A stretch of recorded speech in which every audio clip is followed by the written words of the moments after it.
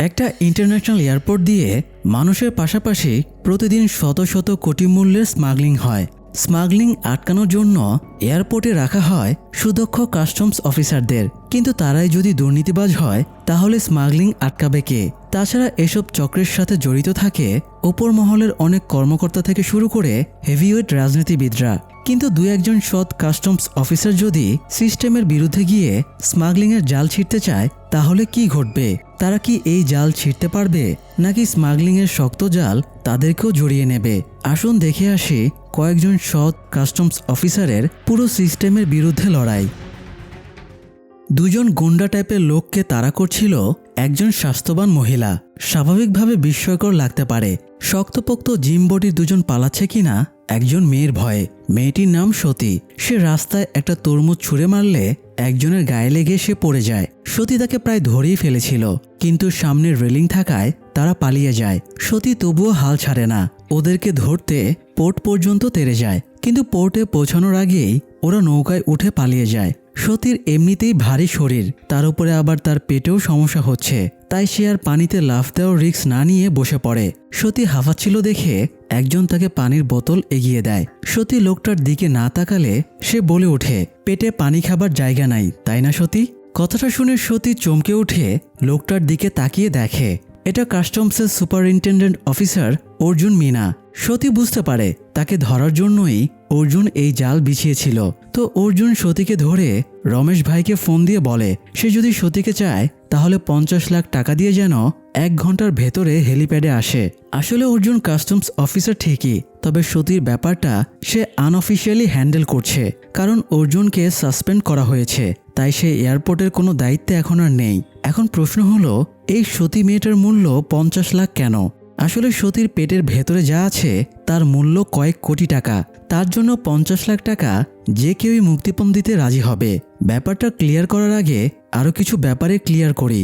কাহিনীর সূত্রপাত হয় মুম্বাই এয়ারপোর্টে। প্রায় 2000 একরের ওপরে অবস্থিত মুম্বাই এয়ারপোর্ট ভারতের অন্যতম ব্যস্ততম একটা জায়গা। প্রতিদিন প্রায় 1000 বিমান এবং প্রায় 1.5 লাখ লোক এই বিমানবন্দরে আসা যাওয়া করে। পাশাপাশি প্রায় 30,000 টন মালামালও এয়ারপোর্টে রিলিজ হয়। তবে এর মধ্যে সবগুলো কি বৈধ? না। কাস্টমস অফিসারদের নজর এড়িয়ে প্রতিদিন প্রচুর পরিমাণে সোনা, হীরা, ড্রাগ সহ অসংখ্য জিনিসের স্মাগলিং হয়। কখনো কখনো ওরা ধরা পড়ে, আবার কখনো কড়া সিকিউরিটিকে বুড়ো আঙ্গুল দেখিয়ে বেরিয়ে যায়। ঠিক এই মুহূর্তেও দুনিয়ার বিভিন্ন জায়গায় স্মাগলাররা তাদের অবৈধ মাল নিয়ে মুম্বাই এয়ারপোর্টে যাবার প্রস্তুতি নিচ্ছে। আসুন দেখি তাদের কার বর্তমানে কি অবস্থান। প্রথমেই রয়েছে ইতালির মিলান শহরে একজন। পাসপোর্ট অনুযায়ী তার নাম শালিনী সরকার। বাইবর্ন সে একজন ইন্ডিয়ান।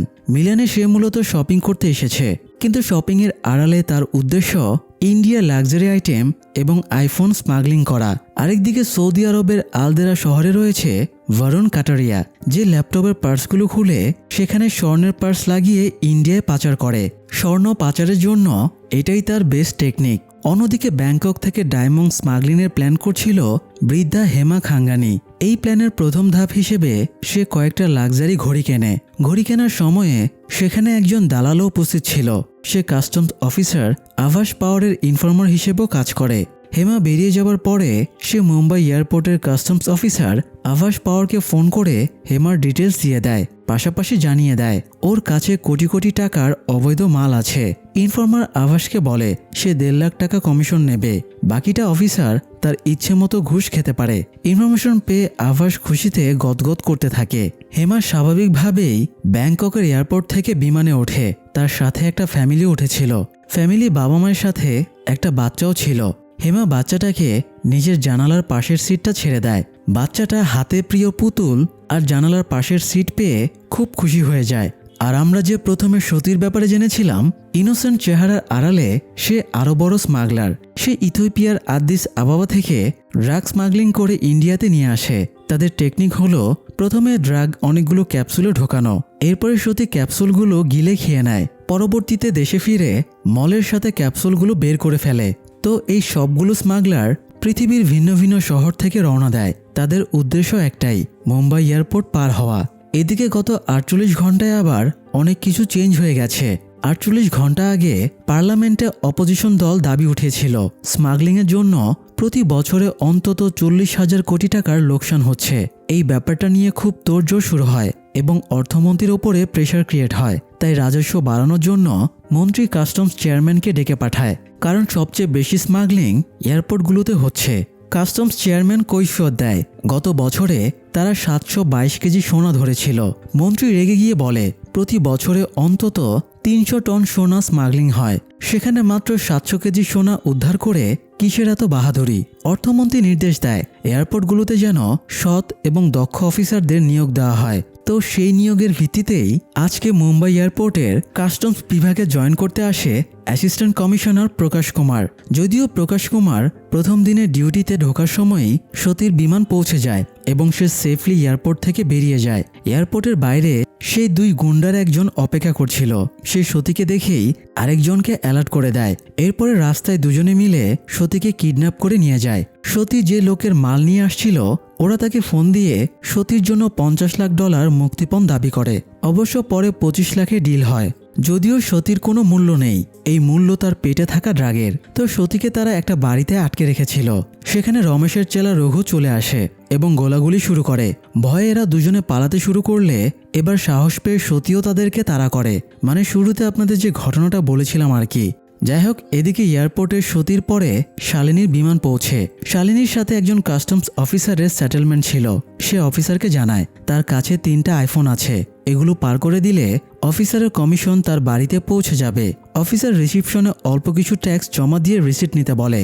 এরপরে নিজের দায়িত্বে আইফোনগুলো সহ শালিনীকে পার করে দেয়। শালিনীর পরে এয়ারপোর্টে পৌঁছায় হেমা।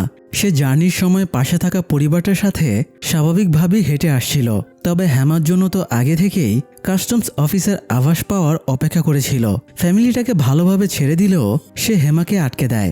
এরপরে সে কয়েকবার হেমার ব্যাগ স্ক্যান করে, কিন্তু কিছুই পায় না। তাই সে হেমার ব্যাগ খুলে তল্লাশি করে, কিন্তু ভেতরে কয়েকটা ঘড়ি ছাড়া তেমন কিছুই নেই। আবার এই ঘড়িগুলোর ঠিকঠাক রিসিটও আছে। তাই বাধ্য হয়ে হেমাকে ছেড়ে দেওয়া লাগে। আশা ভঙ্গ হওয়ায় আভাসের মেজাজটাই খারাপ হয়ে যায়। এদিকে হেমা তার সাথে জার্নি করে আসা ফ্যামিলিটার বাড়িতে যায়। সম্ভবত এরা সবাই এই স্মাগলিং র্যাকেটের সাথে যুক্ত। হেমা ঘরে ঢুকে বাচ্চাটার পুতুলটা নেয়, আর এই পুতুলের মাঝেই সে প্রায় 31 কোটি টাকার পিঙ্ক ডায়মন্ড স্মাগলিং করে নিয়ে এসেছে। মাস্টার মাইন্ড প্ল্যান বোধ হয় একেই বলে। যাই হোক, এদিকে এসি প্রকাশ কুমার চিফ কমিশনারের কাছে নিজের জয়নিং পেপার জমা দেয়। যদিও তার জয়নিং ডেট আগামীকাল। আজকে সে জাস্ট এয়ারপোর্টটা ঘুরে দেখতে এসেছিল। প্রকাশ চিফ কমিশনারকে বলে, এই এয়ারপোর্টের প্রায় সব কাস্টম স্টাফই ঘুষখোর, এরা সবাই স্মাগলিংয়ের সাথে যুক্ত। কথাটা শুনে চিফ কমিশনার একটু ক্ষেপে যায়। তাই প্রকাশ তাকে বাস্তব উদাহরণ দেখাতে চায়। আর বাই ব্যাড লাক তার বাস্তব উদাহরণের শিকার হয় বরুণ কাটারিয়া, মানে সৌদির আলদেরা থেকে যে ল্যাপটপের ভেতরে সোনা স্মাগলিং করে আনছে। মানে ওরা যখন কথা বলছিল ওই সময় ওদের পাশ দিয়ে বরুণ বাইরে বেরিয়ে যাচ্ছিল। তাই প্রকাশ তাকে থামিয়ে দেয় এবং জিজ্ঞাসাবাদ শুরু করে। বরুণের তাড়াহুড়ো দেখে প্রকাশের আরও বেশি সন্দেহ হয়। সে তার ট্রলি ব্যাগ স্ক্যান করায়। কয়েকবার স্ক্যান করেও কিছু না পাওয়ায় সে ল্যাপটপটা বের করতে বলে। একজন গার্ড ল্যাপটপ বের করে পেছনের সাইডটা খুলতেই সোনার পার্টসগুলো বেরিয়ে যায়। বরুণ অলরেডি সব চেকিং শেষ করে এসেছে। এরপরও সে আগে ধরা না পড়ায় প্রকাশ প্রমাণ করে দেয় এখানকার কাস্টম স্টাফেরা জড়িত আছে। চিফ কমিশনার প্রকাশের কাজে বেশ খুশি হয়। প্রকাশ বলে, এইসব স্টাফরা থাকা পর্যন্ত তারা স্মাগলিং বন্ধ করতে পারবে না। তাই সে 30 জন স্টাফকে বদলি করে তার পছন্দ মতো সৎ 30 জন স্টাফকে নিয়োগ দিতে চায়। এই 30 জনের টিম নিয়ে সে স্মাগলিং সম্পূর্ণ বন্ধ করে দিতে পারবে। তবে একসাথে 30 জনকে চেঞ্জ করা মোটেও সহজ প্রসেস না। তাই চিফ কমিশনার তার কথার গুরুত্ব দেয় না। এরই মধ্যে চিফ কমিশনারের কাছে ফোন আসে। সিদ্ধার্থ গুপ্তা সিঙ্গাপুর থেকে এসেছে। সে খুবই হাই প্রোফাইলের লোক, কারণ সে একজন নেতার জামাই। তাই চিফ কমিশনার প্রকাশকে নির্দেশ দেয় সে যেন সিদ্ধার্থকে ভিআইপি প্রোটোকল দেয়। তবে প্রকাশ এই সুযোগটা অন্য কাজে লাগাতে চাইছিল। সে প্রথমে সিদ্ধার্থের ব্যাপারে নেটে সার্চ করে দেখে। সিদ্ধার্থের সাথে সামান্যতম ঝামেলা করা মানেই তার চাকরি নট হয়ে যেতে পারে। তাই এই সুযোগে সে একজন স্টাফকে বদলির প্ল্যান করে, যাতে এখানে নিজের পছন্দের কাউকে এনে জয়েন করাতে পারে। তো সিদ্ধার্থ এয়ারপোর্টে ল্যান্ড করলেও প্রকাশ তাকে ভিআইপি প্রোটোকল দেয় না। এতে সিদ্ধার্থ বেশ বিরক্ত হয়ে যায়। সিদ্ধার্থকে রাগানোর সব রকম উপায় প্রকাশ ইউজ করে। এরপরে তার পরিচিত একজন সৎ গার্ডের সাথে সে নিজের প্ল্যান শেয়ার করে। গার্ড জানায় বলির পাঠা বানানোর জন্য আভাস পাওয়ার বেস্ট হবে। এমনিতেই সকাল থেকে তার মেজাজটা খারাপ হয়ে আছে, তাই প্রকাশ গার্ডের মাধ্যমে আভাসকে একটা টিপস দেয়। সিদ্ধার্থ অনেক দামি জিনিস স্মাগলিং করছে। আভাস জানতো না সিদ্ধার্থ নেতার জামাই, তাই সে সোজা গিয়ে সিদ্ধার্থকে আটকে দেয়। সিদ্ধার্থের হাতে 5 কোটি টাকার লাক্সারি ঘড়ি ছিল। আভাস প্রথমে ঘড়ি নিয়ে জিজ্ঞাসাবাদ শুরু করে, এত দামি ঘড়ি সে কোথায় থেকে কিনলো। সিদ্ধার্থ ঝামেলা এড়াতে আভাসকে বলে, আমার সাথে একজনকে পাঠাও, সে আমাকে বাইরে নিয়ে যাক, তাহলে তোমাকে আমি 2 লাখ টাকা দেব। এটা শুনে আভাসের ধারণা হয় এই লোক 2 লাখ টাকা দিতে চাইছে, তার মানে একে চিপলে নিশ্চয়ই আরও টাকা পাওয়া যাবে। এই জন্য সে জোর করে সিদ্ধার্থকে ইন্টারোগেশন রুমে নিয়ে যায় এবং দুর্ব্যবহার শুরু করে। এমনকি বেশি এক্সাইটমেন্টে সিদ্ধার্থকে থাপ্পড় পর্যন্ত মেরে দেয়। এরপরে আর কি, ওই শিফটে যতজন কাস্টমস অফিসার ডিউটিতে ছিল সবাইকে ট্রান্সফার করে দেওয়া হয়। চিফ কমিশনার প্রকাশকেও একটু বকাঝকা করে। তবে আজকে প্রকাশের ওই শিফটে অফিসিয়াল ডিউটি ছিল না, কারণ তার আসল জয়নিং ডেট আগামীকাল। এই জন্য প্রকাশের আর কিছুই হয় না। সে চিফ কমিশনারকে 3 জনের একটা লিস্ট দিয়ে এই 3 জনের সাসপেন্স তুলে নিয়ে এখানে পোস্টিং দেবার রিকোয়েস্ট করে। এই 3 জন হলো অর্জুন মিনা, রবীন্দর গুজ্জার এবং মিথালি কামাত। চিফ কমিশনার জানতে চায় প্রকাশ এদের পার্সোনালি চেনে কিনা। প্রকাশ জানায় সে এদেরকে পার্সোনালি না চিনলেও এদের নাম অনেক শুনেছে। তো প্রকাশের কথা মতো 3 জনকেই পোস্টিং দেওয়া হয়। অর্জুন এ সময় সতীকে নিয়ে হেলিপ্যাডে গিয়েছিল। রমেশের চেলা রঘুর কাছ থেকে সে 50 লাখ টাকার ব্যাগ নিয়ে সতীকে তার হাতে তুলে দেয়। এ সময় অর্জুনের কাছে ফোন আসে এবং জানানো হয় তার সাসপেনশন তুলে নিয়ে মুম্বাই এয়ারপোর্টে পোস্টিং দেওয়া হয়েছে। অর্জুন চলে আসার আগে রঘুকে জানায়, আমার সাসপেনশন তুলে নেওয়া হয়েছে, কাল থেকে আমি ডিউটিতে জয়েন করব, তাই তোর বসকে বলে দিস কাল থেকে তার একটা স্মাগলারও এয়ারপোর্ট পার হতে পারবে না। রঘু বলে, অর্জুন যদি এতই সৎ হয় তাহলে এইমাত্র নেওয়া টাকাগুলো ফেরত দিচ্ছে না কেন? অর্জুন বলে, তোর বসের ব্যাড লাক, টাকাটা হাতে নেবার পরে আমি জয়েনিংয়ের ফোন পেয়েছি, না হলে তোর বসের টাকাগুলো বেঁচে যেত। এই বলে তাচ্ছিল্যের হাসি দিয়ে অর্জুন চলে যায়। অর্জুনের পোস্টিং হয়ে গেলেও এখনও 2 জন অফিসার বাকি ছিল। এবার ফোন দেওয়া হয় কাস্টমস অফিসার মিতালি কামাতকে। মিতালিও আপাতত সাসপেনশনে আছে, তাই তার অবসরটা ছোট্ট মেয়ের সাথে কাটছে। সকালে মিতালি বাজার করতে গিয়েছিল। সে মোট 4 কেজি সবজি কেনে, কিন্তু সবজির ব্যাগ হাতে নিয়েই তার ফিল হয় এগুলোর ওজন 3.5 কেজির বেশি কোনোভাবেই হবে না। সে সবজিওয়ালাকে ব্যাপারটা জানালে সবজিওয়ালা তার সামনে আবারও ওজন করে। এবারও 4 কেজি দেখা যায়, কিন্তু মিতালি মানতে নারাজ। সে সিউরিটি দিয়ে বলে এখানে 4 কেজি সবজি নেই। শেষে সবজিওয়ালা লজ্জা পেয়ে সবজি মাপার পাল্লার নিচ থেকে একটা বাটখারা বের করে, যেটার ওজন প্রায় 1/2 কেজি। এভাবেই সে লোকদের ঠকাচ্ছিল। মিতালির ডিটেকশন একদম আল্ট্রা লেভেলের। সে হাতে নিয়ে যে কোনো জিনিসের ওজন সঠিকভাবে বলে দিতে পারে। ডিপার্টমেন্টে তাকে গুগল বলে ডাকা হয়, কারণ সে এমন সব এন্টিক জিনিসের ব্যাপারে জানে যেগুলোর ব্যাপারে কাস্টমস অফিসারেরা একদম ক্লুলেস। অর্জুন এবং মিতালি বাদে আরেকজন সাসপেন্ডেড অফিসার হলো রবীন্দর গুজ্জার। সে মানুষের মুখ দেখেই বলে দিতে পারে কার ভেতরে ঝামেলা আছে। এই যেমন রবীন্দর এই মুহূর্তে এয়ারপোর্টে দাঁড়িয়েছিল, সেখানে দায়িত্বরত কাস্টমস অফিসার বোকার মতো দাঁড়িয়েছিল। সে এমন লোকদের পর্যবেক্ষণ করছিল যারা নির্দোষ। রবীন্দর অফিসারের পাশে গিয়ে দাঁড়ায়। এরপরে একজন লোককে দেখিয়ে বলে ওই লোকটার কাছে নিশ্চিত অবৈধ কিছু আছে। এমনিতে লোকটাকে ভদ্র বলেই মনে হচ্ছিল, তাও অফিসার একটা চান্স নিয়ে লোকটাকে জেরা করতে যায়। জেরার সময় হঠাৎ লোকটার 2 পকেট থেকে 2টা মার্মোসেট মাংকি বেরিয়ে আসে। এই প্রজাতির বানরগুলো দেশে পাওয়া যায় না, আবার বাইরে থেকে আনাটাও ইলিগ্যাল। লোকটা জানায় সে বাচ্চাদের খেলার জন্য এগুলো থাইল্যান্ড থেকে নিয়ে এসেছে। তবে রবীন্দর তো জানেই এরাও স্মাগলিংয়ের একটা চক্র। ধনীদের বাচ্চাদের কাছে এই বানরগুলোর অনেক চাহিদা, ওরা অনেক দামে এগুলো কেনে। তাই স্মাগলারেরা ফার্ম থেকে বানরগুলোকে চেতনানাশক দিয়ে নিয়ে আসে, আর এইগুলোর সাইজ খুবই ছোট, তাই পকেটের ভেতরেই এঁটে যায়। তো রবীন্দরের ফ্যামিলির প্রায় সব সদস্যই সরকারি কর্মকর্তা। তারা সেন্ট্রাল এক্সাইজ অথবা ইনকাম ট্যাক্স ডিপার্টমেন্টে চাকরি করে। তবে রবীন্দরের সাথে ওদের মূল পার্থক্য হলো রবীন্দর বাদে ওরা সবাই ঘুষখোর। এই জন্য পরিবারের সাথে তার বনিবনা হয় না। রবীন্দরের আবার একটা লাভ স্টোরিও আছে। চাকরিতে জয়েন করতেই সে মীনাক্ষী নামের এক মেয়ের প্রেমে পড়ে যায়। সে সততা দিয়ে মেয়েটাকে আগলে রাখার চেষ্টা করে। 2 বছরের রিলেশনের পরে তাদের বিয়ের কথাবার্তাও হয়। তবে রবীন্দরের ঘটা করে বিয়ের সামর্থ্য নেই, তাই মীনাক্ষীকে সে কোর্টে গিয়ে বিয়ে করার সিদ্ধান্ত নেয়। বিয়ের ডেটে রবীন্দরের সাথে অর্জুন এবং মিতালিও উপস্থিত ছিল। সারাদিন অপেক্ষার পরেও মীনাক্ষী আসে না। লাস্টে মীনাক্ষী জাস্ট সরি বলে একটা মেসেজ পাঠায়। মীনাক্ষী লাস্ট ইয়ার রবীন্দ্রকে বিয়ে করে না, কারণ রবীন্দ্রের স্যালারির বাইরে কোনো অবৈধ ইনকাম নেই। রবীন্দ্রের লাভ স্টোরি এখানেই সমাপ্ত হয়ে যায়। তো যাই হোক, পরের দিন অর্জুন, মিতালি এবং রবীন্দ্র তিনজনই এয়ারপোর্টে কাস্টমস অফিসে আসে।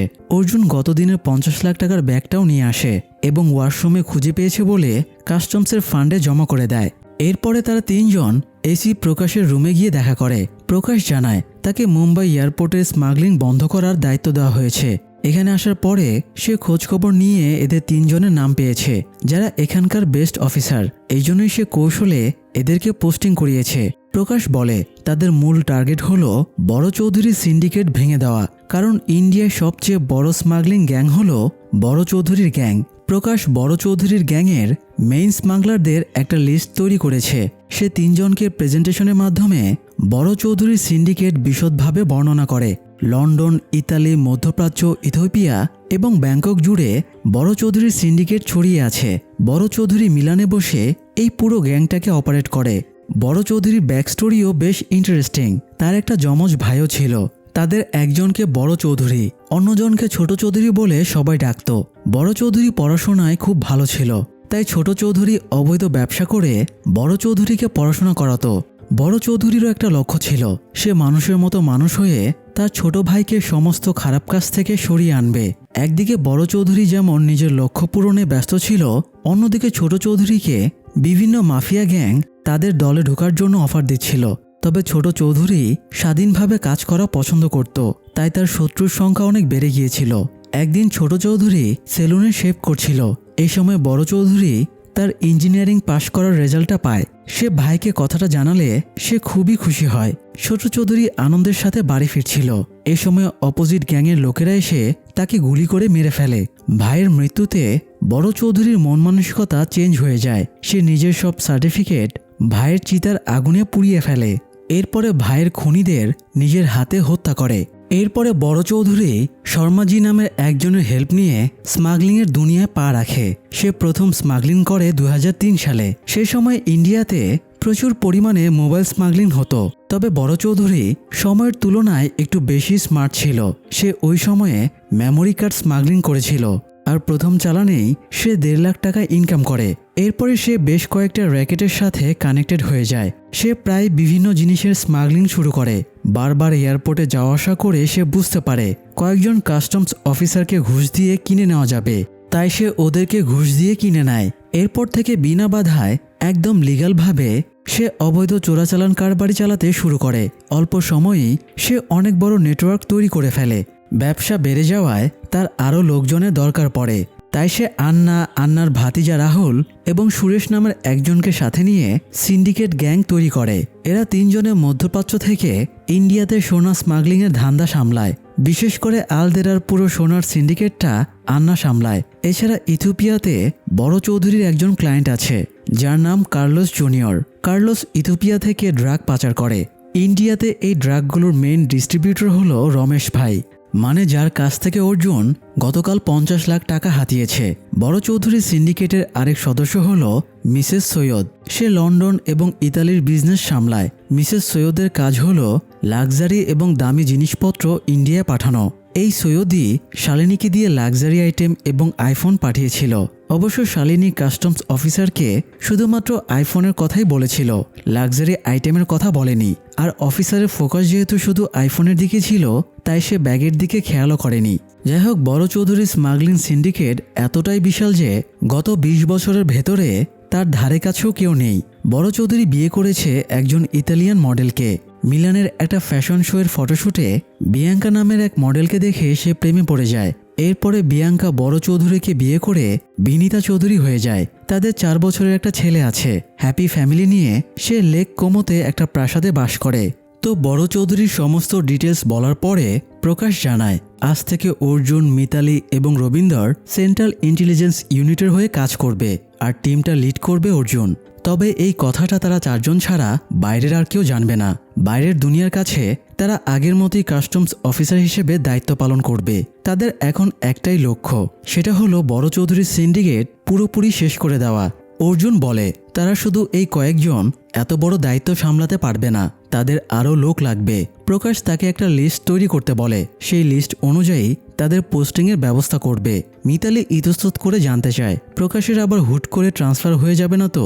প্রকাশ বলে, অন্তত নির্বাচন পর্যন্ত সে এখানেই থাকবে। এটা শুনে মিতালি একটু ভরসা পায়। তারা প্রকাশের রুম থেকে বেরিয়ে এসে লবি দিয়ে হাঁটছিল। তখন রবীন্দ্রের সাথে তার এক্স মীনাক্ষীর দেখা হয়ে যায়, কারণ মীনাক্ষী এয়ারপোর্টের শপকিপার ছিল।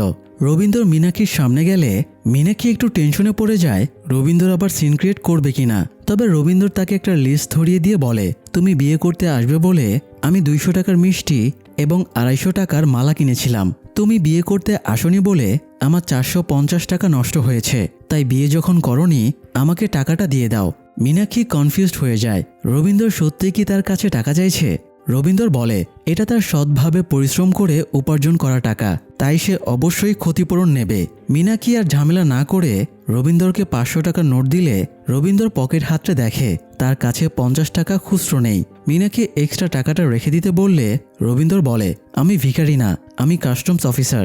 এই বলে সে অর্জুনকে ডাক দেয় এবং মীনাক্ষীকে 50 টাকা ফেরত দিতে বলে। অর্জুনের কাছেও খুচরো ছিল না, তাই রবীন্দ্র 500 টাকার নোটটা রেখে দিয়ে বলে, বাকি টাকা সে গাড়ির গ্যাসের দাম হিসেবে রেখে দিচ্ছে। এই বলে সে চলে যায়। আপনাদের কি মনে হয়, রবীন্দ্র কি ঠিক করেছে? যাই হোক, এদিকে বড় চৌধুরীর গুরু শর্মাজি ইতালিতে বড় চৌধুরী বাড়িতে গিয়ে অস্থির হয়ে জিজ্ঞেস করে, মুম্বাই এয়ারপোর্টে একদিনে 7 জন অফিসার কিভাবে ট্রান্সফার হয়ে গেল? বড় চৌধুরী জানায়, আবাসের বলদামির জন্য এটা ঘটেছে। শর্মাজি জানতে চায়, ওদেরকে রিপ্লেস করেছে কোন অফিসারেরা? বড় চৌধুরীর কাছে এখনও অর্জুনদের পোস্টিংয়ের ব্যাপারে ইনফরমেশন ছিল না, তাই সে বলে সন্ধ্যার ভেতরে সে নামগুলো জেনে নেবে। নিজেদের অফিসার ট্রান্সফার হওয়ায় শর্মাজি খুবই টেনশনে পড়ে গিয়েছিল। তো পরের দিন অর্জুনেরা জয়েন করে। পাশাপাশি তারা লিস্ট করে বিভিন্ন এয়ারপোর্ট থেকে শ্রীলতা নায়ের, ভিনসেন্ট জয়, সাজ্জাদ শেখ, কেপি আওস্থি এই 4 জন অফিসারকে এখানে পোস্টিং করায়। অর্থাৎ এরা 4 জন এবং সাথে অর্জুন, মিতালি আর রবীন্দ্র 3 জন মিলে আগের 7 জনকে রিপ্লেস করে। আর এরা প্রত্যেকেই ছিল সৎ এবং নিষ্ঠাবান অফিসার। তো প্রথম দিন থেকেই তারা ডিউটি পালন শুরু করে। সবাই সবার মতো যাত্রীদের ওপরে নজর রাখছিল। মিতালি একজনের ব্যাগ স্ক্যানিংয়ের সময়ে সন্দেহজনক ওজন দেখে তার ব্যাগটা চেকিং করে। ব্যাগের ভেতর থেকে 2টা সাধারণ পুতুল বের করা হয়। মেয়েটা জানায় তার ভাতিজাদের জন্য পুতুল 2টা কিনেছে।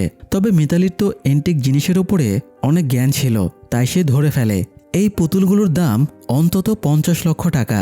মিতালি মেয়েটাকে 2টো অপশন দেয়, হয় সে পুতুল 2টো ট্যাক্স দেবে অথবা এগুলো কোর্ট ট্রায়ালের জন্য চালান করে দেবে। বাধ্য হয়ে মেয়েটা ট্যাক্স দেবার সিদ্ধান্ত নেয়। এদিকে রবীন্দ্র অর্জুনকে তার সেলে ডেকে পাঠায়। রবীন্দ্র অর্জুনকে প্রিয়া নামের একটি মেয়ের ট্রাভেল রেকর্ড দেখায়। প্রিয়া গত 6 মাসে 12 বার আলদিরা থেকে মুম্বাইতে ট্রাভেল করেছে। আর গত 3 বছরের রেকর্ড অনুযায়ী সে প্যারিস, লন্ডন, আলদিরা সব জায়গাতেই ট্রাভেল করেছে। কিন্তু সে একই সময়ে একবারও ডোমেস্টিক ট্রাভেল করেনি। মানে ধরেন লন্ডনের একটা ফ্লাইট প্রথমে মুম্বাইতে নামবে, এরপরে সেম ফ্লাইট পুনেতে যাবে। পিয়ার ক্ষেত্রে যেটা হয়, সে শুধু ইন্টারন্যাশনাল টু ডোমেস্টিক শুধুমাত্র একটা রুটই ইউজ করে। মানে সে কলকাতা থেকে ফ্লাইটে বিদেশে গেলেও ফেরার সময় মুম্বাইতে নামে, আবার দিল্লি থেকে ফ্লাইট ধরে বিদেশে গেলেও ফেরার সময় মুম্বাইতে নামে। মানে ও দেশে যেখান থেকেই ফ্লাইটে উঠুক না কেন, শুধুমাত্র ফেরার সময়ে মুম্বাইতে নামে। এই ব্যাপারটাই রবীন্দ্রের সন্দেহের কারণ। আসলে এয়ারলাইন্সে একটা সূক্ষ্ম লুপহোল আছে, এটাই প্রিয়া ইউজ করত। মানে ধরেন একটা ফ্লাইট আলদিরা থেকে মুম্বাইতে নামবে, বিরতি নিয়ে সেম ফ্লাইট লখনউতে যাবে। প্রিয়া যেটা করে, সে অবৈধ সোনা নিয়ে আলদিরা থেকে বিমানে উঠবে। এরপর সে বিমানের টয়লেটে একটা জায়গায় সোনা লুকিয়ে রাখবে। মুম্বাইতে বিমান টেক অন করলে সে সেফলি নেমে যাবে। তারপর মুম্বাই টু লখনউর ফ্লাইটে তাদের গ্রুপের আরেকজন লোক বিমানে উঠবে এবং সে টয়লেট থেকে সোনাটা কালেক্ট করে নেবে। ইন্টারন্যাশনাল ফ্লাইটগুলোতে যেভাবে চেকিং হয়, ডোমেস্টিক ফ্লাইটে সেভাবে চেকিং হয় না। এই জন্য তারা বছরের পর বছর ধরে এভাবে সোনা স্মাগলিং করে চলেছে। তবে এই প্রথমবার রবীন্দ্র এই জিনিসটা ধরে ফেলেছে। আজকেও প্রিয়ার ফ্লাইট ছিল, তাই সে এয়ারপোর্টে আসতেই অর্জুন তাকে আটকায়। এরপরে তার বোর্ডিং পাস চেকিংয়ের সময়ে আস্তে করে বলে, আমাদের একজন অফিসার তোমার ট্রাভেল প্যাটার্ন বুঝে গেছে। কথাটা শোনা মাত্রই প্রিয়ার চেহারা ফ্যাকাশে হয়ে যায় এবং টেনশনে পড়ে যায়। অর্জুন প্রিয়াকে রাতে দেখা করতে বলে ছেড়ে দেয়। আসলে প্রিয়া অর্জুনের হয়ে অনেকদিন ধরে কাজ করে।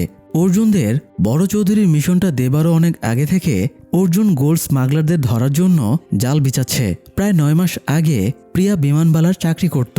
তার বিমানের একজন পাইলট ক্যাপ্টেন কাপুরের সাথে রিলেশন ছিল। আসলে ক্যাপ্টেন কাপুর প্রেমের ছলে প্রিয়াকে দিয়ে সোনা স্মাগলিং করত। প্রিয়ার শরীরের বিভিন্ন জায়গাতে সোনা লুকিয়ে নিয়ে আসতো। বিমানবালাদের যেহেতু শারীরিক চেকিং করা হতো না, তাই ওরা ধরাও পড়তো না। তবে ইনফরমেশন পেয়ে অর্জুন একদিন প্রিয়াকে ধরে ফেলে। তবে সে প্রিয়াকে পুলিশে না দিয়ে তাকে পার্সোনালি ইন্টারোগেশন রুমে নিয়ে যায়, কারণ অর্জুন জানতো প্রিয়া ক্যাপ্টেন কাপুরের কথায় এই কাজগুলো করে। প্রিয়া শরীর থেকে সোনার বারগুলো সামনে রেখে কাঁদতে কাঁদতে বলে খুব শীঘ্রই ক্যাপ্টেন কাপুর তাকে বিয়ে করবে।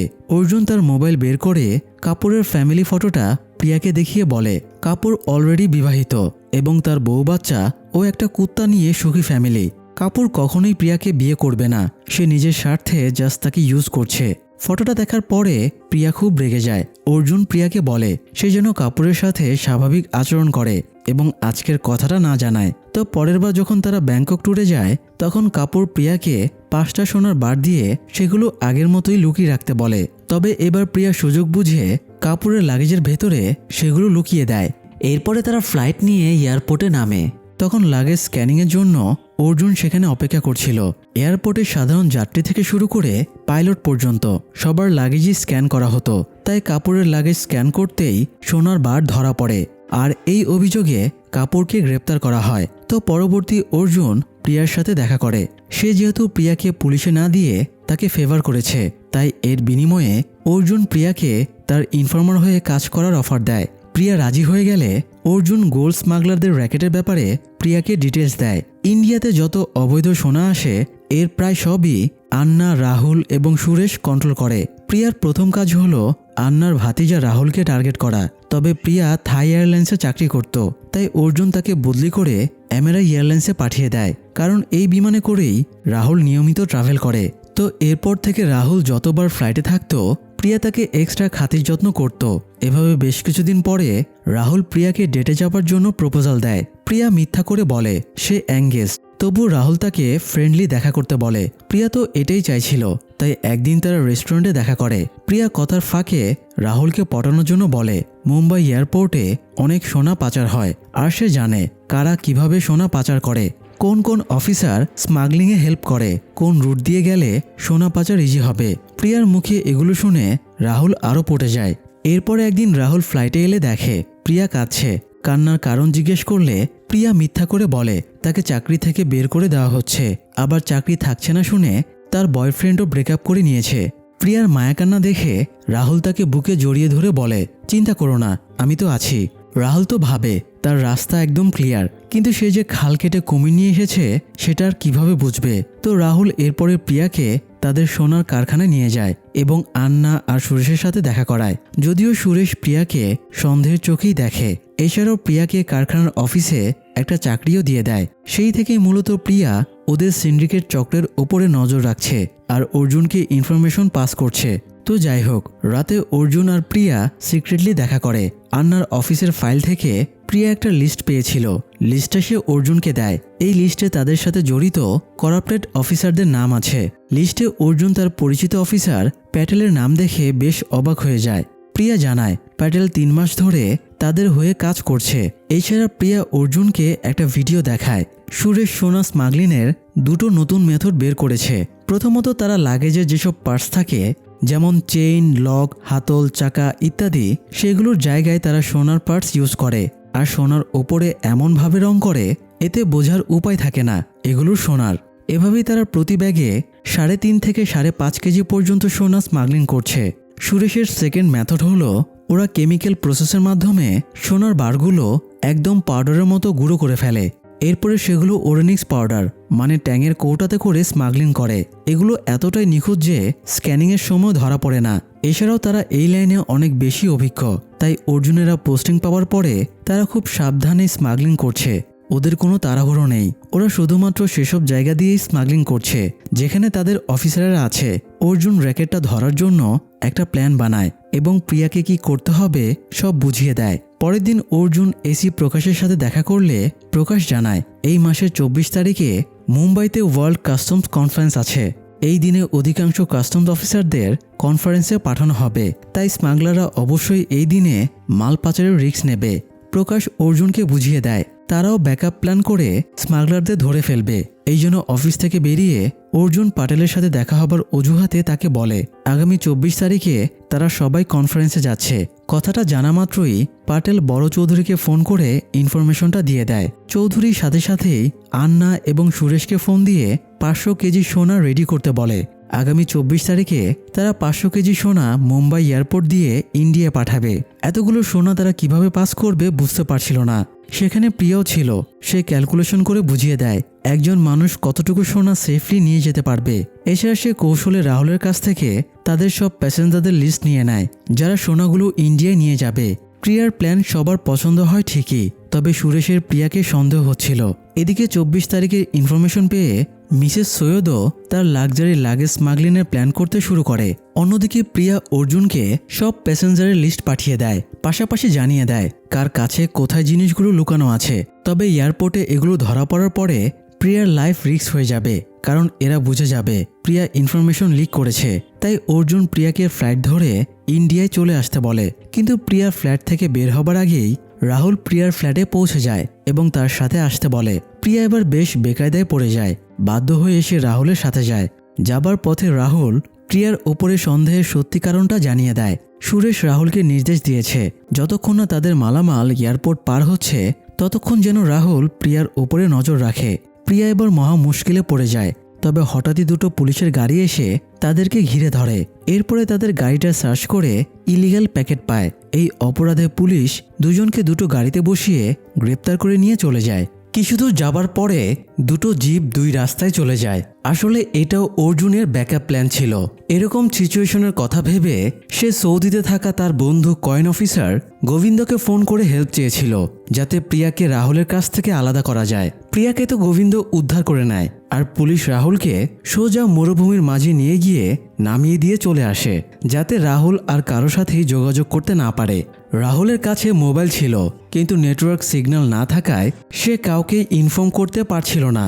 এদিকে আন্না এবং সুরেশ সব প্যাসেঞ্জারকে বুঝিয়ে দেয় তারা কিভাবে কোথায় সোনা লুকিয়ে রাখবে এবং কিভাবে বোর্ডিং পাস করবে। আবার ইথিওপিয়ার আদিস আবাবা থেকেও সতী সহ আরও কয়েকজন হেলদি লোকদের দিয়ে ড্রাগ পাচারের প্ল্যান করা হয়। আগের টেকনিকেই ক্যাপসুলের ভেতরে করে তাদেরকে ড্রাগ খাইয়ে দেওয়া হয়, যাতে পেটের ভেতরে করে ড্রাগ পাচার করতে পারে। তো চৌধুরী সিন্ডিকেটের সবগুলো লোকেশন থেকেই তাদের প্যাসেঞ্জাররা বিমানে ওঠে। প্যাসেঞ্জারদের সবার ড্রাগ নিয়ে এয়ারপোর্টে নামার নির্দেশনা নেই। কিছু কিছু প্যাসেঞ্জারকে ইনস্ট্রাকশন দেওয়া আছে তারা সোনার বারগুলো টয়লেট এবং তাদের সিটের নিচে লুকিয়ে রাখবে। নেক্সট ডে ডোমেস্টিক ফ্লাইটের সময়ে তাদের অন্য গ্রুপের লোকেরা সেগুলো কালেক্ট করে নেবে। তো এদিকে এয়ারপোর্টে সবাইকে বিশ্বাস করাতে অর্জুন এবং তার টিম কনফারেন্সের নাম করে বেরিয়ে যায়। ফলে ঘুষখোর অফিসারদের রাস্তা ক্লিয়ার হয়ে যায়। এরপরে বিমান ঠিক নামবে। ঠিক এ সময়ে এসি প্রকাশ সব ডিউটিরত অফিসারদেরকে ডেকে পাঠায়। সবাইকে এক জায়গায় করার পরে প্রকাশ জানায় তাদের কাছে ইনফরমেশন আছে আজকে বড় চৌধুরী সিন্ডিকেটের বিপুল পরিমাণ স্মাগলিংয়ের সোনা এবং ড্রাগ ঢুকছে। তাই তারা অপারেশন লং শট লঞ্চ করেছে, আর এই অপারেশনটা অর্জুন লিড করবে। এই সময় অর্জুনের টিমকে ডাকা হলে ঘুষখোর অফিসাররা টেনশনে পড়ে যায়। অর্জুন এসে প্রথমেই সবার মোবাইল নিয়ে নেয়, এমনকি যাদের কাছে স্মার্ট ওয়াচ এবং এক্সট্রা লুকানো মোবাইল আছে সেগুলো কালেক্ট করে নেয়। এরপরে অর্জুন বলে আজকে 19টার ফ্লাইটে 50-এরও বেশি স্মাগলার আসবে। সে এক্সপ্লেন করে কখন কোন ফ্লাইট ল্যান্ড করবে। প্ল্যান অনুযায়ী তারা প্রথম যে ফ্লাইটটা আসবে সেই ফ্লাইটে স্মাগলারদের আটকাবে না, বরং তাদের চলে যেতে দেবে। এরপরে তাদেরকে ফলো করতে শুরু করবে, যাতে ওরা যেখানে মালগুলো পৌঁছে দেবে তাদেরকেও ধরা যায়। স্মাগলারদের ফলো এবং ধরার টিমে সাজ্জাদ এবং আওয়াজ থেকে দেওয়া হয়, আর এই টিমটাকে লিডিংয়ের দায়িত্ব দেওয়া হয় পাটেলকে। মানে পাটেল তো চৌধুরী সিন্ডিকেটের হয়ে কাজ করে, তাই তাকেই ফ্রন্টে রেখে র্যাকেটটা ধরার প্ল্যান করা হয়। মিতালি, শ্রীলতা, কুলভীরকে দায়িত্ব দেওয়া হয় এরা প্যাসেঞ্জার লিস্ট ধরে ডোমেস্টিক ফ্লাইটে রেড করবে, কারণ এই 19টা ফ্লাইটের ভেতরে 9টা ফ্লাইটে ডোমেস্টিক মেথডে, মানে ওই যে এক গ্রুপ স্মাগলার বিমানের সিটের নিচে টয়লেটে সোনা লুকিয়ে রাখবে, আরেক গ্রুপ উঠে সেগুলো কালেক্ট করবে। এই চক্রটাকে ধরার জন্যই এই 3 জনকে দায়িত্ব দেওয়া হয়। তো এরপরে সবাই কাজে লেগে পড়ে। প্রথম ফ্লাইটটা ল্যান্ড করার পরে তারা প্রিয়ার দেওয়া লিস্ট অনুযায়ী স্মাগলার প্যাসেঞ্জারদের ডিটেক্ট করে ফেলে। তবে প্ল্যান অনুযায়ী তাদেরকে কিছু না বলে যেতে দেওয়া হয়। বাইরে রমেশের লোকেরা ওদেরকে রিসিভের জন্য অপেক্ষা করছিল। ওদেরকে ফলো করার দায়িত্ব দেওয়া হয়েছিল পাটেলকে। তাই অর্জুন পাটেলকে প্যাসেঞ্জারদের ব্যাপারে ইনফর্ম করে দেয়। আর অ্যাকচুয়ালি এদেরকে স্বাভাবিক চোখে সন্দেহ করার সুযোগ নেই। 2 জন মহিলা, একটা বাচ্চা আর 2 জন পুরুষ, একদম ফ্যামিলি ম্যান সব। এদেরকে কেউ কিভাবে সন্দেহ করবে? তো পাটেল ওদেরকে ফলো করতে গিয়ে একটু লেট করে ফেলে। তাই ওরা রমেশের পাঠানো গাড়িতে উঠে চলে যায়। পাটেল কোনো রকমে একটা ক্যাবকে আটকে সেটাতে উঠে ওদেরকে ফলো করতে শুরু করে। বেশ কিছুক্ষণ ফলো করার পরে প্যাসেঞ্জাররা গলির ভেতরে একটা বাড়িতে এসে নামে। পাটেল ড্রাইভারের ফোনটা নেয় অর্জুনকে ইনফর্ম করার জন্য। তবে সে ফোনটা করে না। অনেকক্ষণ সেখানেই গাড়িতে বসে বাড়িটার দিকে দেখতে থাকে। হঠাৎ 2টো লোক গাড়ির কাছে আসে এবং পাটেলকে তারা কিডন্যাপ করে নিয়ে যায়। এদিকে অর্জুন পাটেলের অ্যাক্সেস হারিয়ে ফেলায় একটু সমস্যায় পড়ে। তবে সব আবারও সেটেল করতে সে প্রকাশকে রিকোয়েস্ট করে ডোমেস্টিক ফ্লাইট 10 মিনিট লেট করায়। তারপরে অফিসিয়ালি অপারেশন লং শটের ডিক্লেয়ার করে। নেক্সট যতগুলো ফ্লাইট আসে সবগুলোকেই কড়াভাবে সার্চ করা হয়। তাছাড়া অর্জুনদের কাছে যেহেতু স্পেসিফিক লিস্ট ছিল তাই তারা সহজেই স্মাগলার প্যাসেঞ্জারদের ধরতে পারছিল। এদের বেশিরভাগই লাগেজে করে সোনা এনেছে, মানে লাগেজের পার্সগুলোকে সোনা দিয়ে বানানো হয়েছে, সেগুলো নিয়ে এসেছিল। অনেকে ঘড়ির মধ্যে করে, মানে ঘড়ির মেশিন এবং যে প্লেটটা থাকে সেগুলো সোনা দিয়ে বানানো। এভাবেই স্মাগলিং করছিল।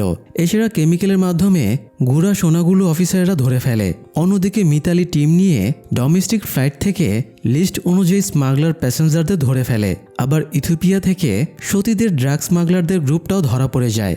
এরপরে সব স্মাগলারদের এক জায়গায় বসিয়ে রাখা হয়। তাদের কাছ থেকে বিপুল পরিমাণ সোনা, ড্রাগ এবং লাক্সারি ব্যাগ উদ্ধার করা হয়। এদিকে পাটেলকে রমেশের ডেরায় নিয়ে আসা হয়। এখানেই মূলত লাগেজের ভেতর থেকে সোনার পার্টসগুলো বের করে আলাদা করা হয়। রমেশের এক স্টাফ রমেশকে ফোন করে পাটেলকে ফোন ধরিয়ে দেয়। রমেশ জিজ্ঞেস করে পাটেলের সাথে তো তাদের এমনি অনেক ভালো রিলেশন, তাহলে সে এখন পোল্টি নিচ্ছে কেন? পাটেল জানায় সিনিয়র অফিসারদের প্রেসারে সে এসব করছে। তবে সে রমেশের লোকদের ধরতে চায়নি, সে জাস্ট ফর্মালিটি পালন করছিল। তাদের কথা শেষ হতে না হতেই সেখানে ডিআরআই টিম চলে আসে এবং সবাইকে গ্রেপ্তার করে নেয়। এদেরকে এখানে দেখে পাটেলও অবাক হয়ে যায়। সে দ্রুত রমেশের ফোনটা কেটে দেয়। ডিআরআই টিমের শান্তোষ তিওয়ারি জানায় অর্জুন পাটেলকে ফলো করার জন্য তাকে দায়িত্ব দিয়েছিল। মানে পাটেল যে সময় স্মাগলারদের ফলো করছিল, শান্তোষ সে সময় পাটেলকে ফলো করছিল। আর ইন্টারেস্টিং ব্যাপার হলো পাটেল যে গাড়িতে করে স্মাগলারদের ফলো করছিল সেই গাড়ির ড্রাইভারই হলো শান্তোষ। পাটেল তাচ্ছিল্য করে বলে তোমাদের অর্জুন স্যারের বেশি সততার জন্য না আবার অপারেশনটাই কম্প্রোমাইজড হয়ে যায়। এদিকে অর্জুন প্রিয়ার জন্য খুবই টেনশনে ছিল। অবশেষে গোবিন্দদের সহায়তায় প্রিয়া ফ্লাইট ধরে মুম্বাইতে পৌঁছায়। অর্জুন আর প্রিয়া একে অপরকে জড়িয়ে ধরে অবশেষে নিশ্চিন্ত হয়। প্রিয়াকে ইন্ডিয়ায় ব্যাক আনার জন্য অর্জুনকে হেল্প করেছিল কয়েন টিম। কয়েন টিমের ব্যাপারে একটু বলি, গোয়েন্দাদের যেমন ইনভেস্টিগেশন টিম থাকে, যেমন FBI, CBI, CID, তেমনি কাস্টমসের ইনভেস্টিগেশন টিম হলো কয়েন, মানে কাস্টমস ওভারসিজ ইন্টেলিজেন্স নেটওয়ার্ক। এই ডিপার্টমেন্টের কাজ হলো বিশ্বের বড় বড় ট্রানজ্যাকশনগুলো ফলো করা এবং ইন্টারন্যাশনাল সব বিজনেসগুলোকে মনিটরিং করা। কয়েন ডিপার্টমেন্ট বিশ্বব্যাপী সব দেশের সাথে সম্মিলিতভাবে কাজ করে। যেমন ধরেন একজন দামি IPL প্লেয়ার ইতালিতে ছুটি কাটাতে গিয়ে প্রায় 10 থেকে 15 কোটি টাকার শপিং করলো। ইতালির একটা সিস্টেম হলো সেখানে ভ্যাট দিয়ে প্রোডাক্ট কিনলে ইন্ডিয়ায় ফেরার সময় কাস্টমস থেকে ভ্যাটের টাকাটা রিফান্ড করে নেওয়া যায়। এভাবে কৌশল খাটিয়ে দেশে ফিরে সে শুধু ট্যাক্স ফাঁকি দিচ্ছে না, উল্টো ইতালি থেকে ফেরার সময় অন্তত 2.5 থেকে 3 কোটি টাকার ভ্যাট রিফান্ড পাচ্ছে। এই জিনিসগুলো পর্যবেক্ষণ করে কয়েন ডিপার্টমেন্ট। তারা ব্যাপারটা নোটিশ করে কাস্টমস অফিসারকে জানাবে, তখন কাস্টমস অফিসার অ্যাকশন নেবে। তো সৌদির আলদেরাতে কয়েন অফিসারের চিফ হলো অর্জুনের বন্ধু গোবিন্দ। গল্পের বাকি অংশে কয়েন ডিপার্টমেন্টের গুরুত্বপূর্ণ রোল আছে, এই জন্যই মূলত তাদের ব্যাপারে এতটা এক্সপ্লেন করলাম। তো যাই হোক, এদিকে রাহুলকে তো পুলিশ মরুভূমির মাঝে ফেলে এসেছিল। সে অনেক কষ্টে অনেকটা পথ হাঁটার পরে অবশেষে মোবাইলে সিগন্যাল পায় এবং তার চাচা আন্নাকে ফোন করে লোকেশন জানিয়ে দেয়। আন্না এবং সুরেশ রাহুলকে উদ্ধার করে নিয়ে আসে।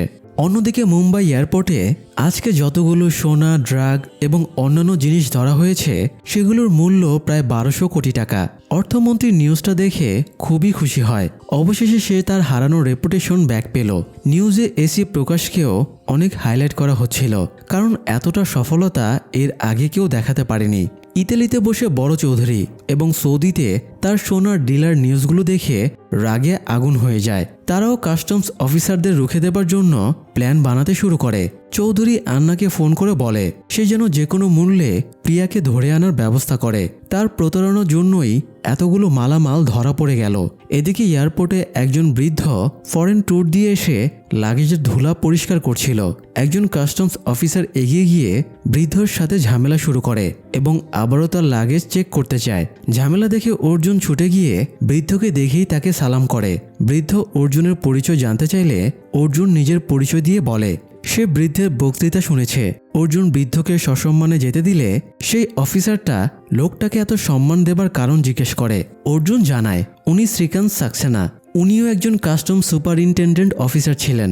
উনার সার্ভিস টাইমে উনিই ছিলেন মুম্বাই কাস্টমসের সবচেয়ে সৎ এবং নিষ্ঠাবান অফিসার। অন্যদিকে চিফ কমিশনার প্রকাশকে ডেকে পাঠায় এবং বলে সে যেন ব্যাগ ট্যাগ গুছিয়ে আজকেই ব্যাংককে যায়। সেখানে তাকে মিটিংয়ে অ্যাটেন্ড করতে হবে।